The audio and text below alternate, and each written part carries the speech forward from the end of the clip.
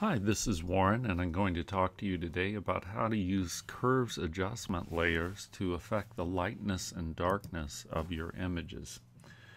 If you look at this image I've taken of some horses on the road to Wairika, I think you can see some of the challenges that come up when you're working with photography, whether it's chemical or digital. And that's that the human eye can see a much greater dynamic range, a much greater range of lights and darks than a camera sensor can record.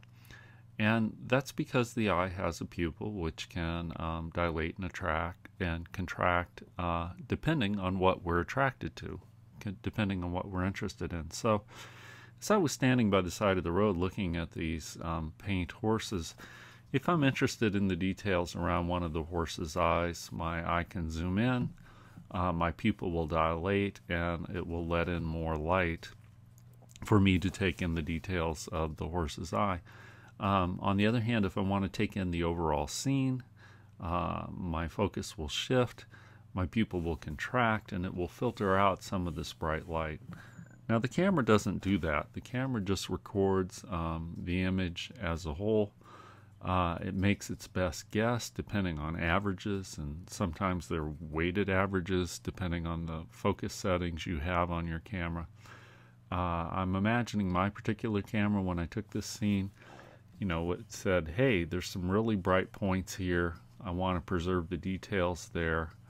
I'll set my aperture so that it will bring in these details and I'll record these. As a result, the aperture was set very wide open for the grass and the sky, and those look too bright for the image. Fortunately, we can use curves adjustments to correct these problems. So curves are an adjustment layer. We can go up to Layer, New Adjustment Layer, and choose Curves.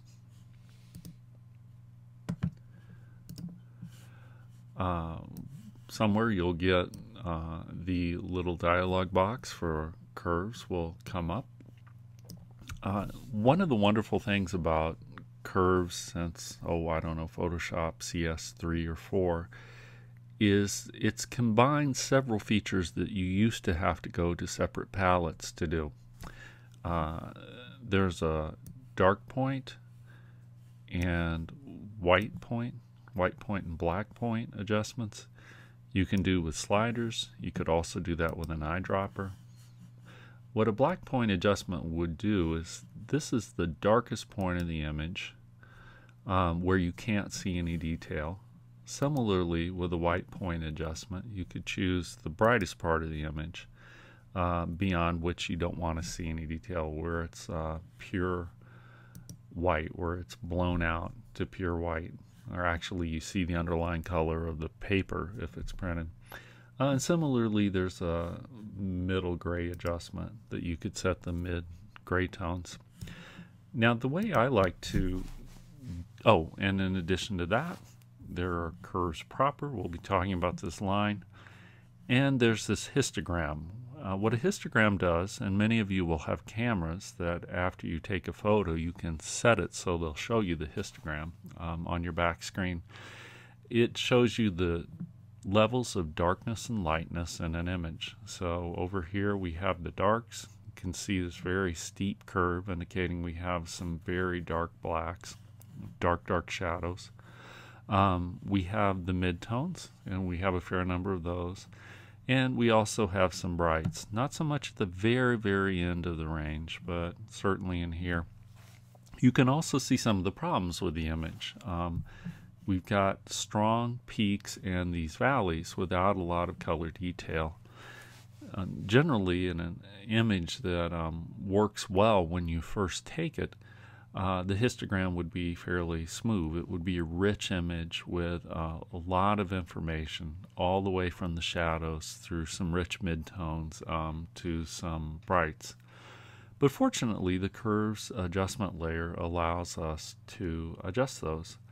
And the first adjustment that we usually do is to set the white and the black points.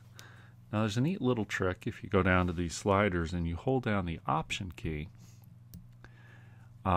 it will show you exactly those parts of the image as you drag it over that result here for the white point and being blown out to pure white. So as I drag that over, more and more of the image, if I lift it up, you could see I've blown a lot of that out to pure white and such. So I can do that and say, hold down the Option key and say, I just want this little part of the horse's neck to be blown out for my white point. You can see I've aligned that with the histogram, so all of the details in this information are not blown out to pure white, but everything to the right of that is. I could do the same thing with the black point. If I hold down the Option key and drag it over, notice a lot of things go black rather quickly because there's so much black in the image. And I'm actually going to drag that over very little, precisely because there's so much in the shadows.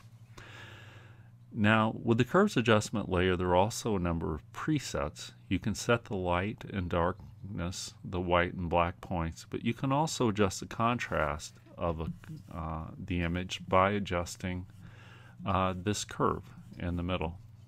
And so if I choose, say, medium contrast, it will give me an S-shaped curve. This is where the adjustment layer gets its name. I can drag on different parts of that to increase the contrast if I want.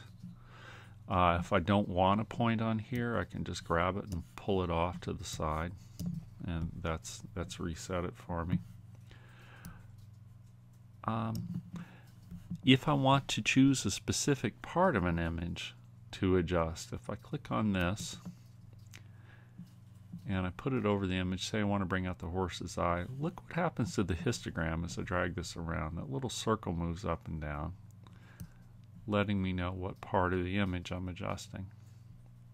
So as I drag that up and down, and particularly if I click on this and I have some other points so the whole curve doesn't move, I could bring out or de-emphasize parts of that horse's mane.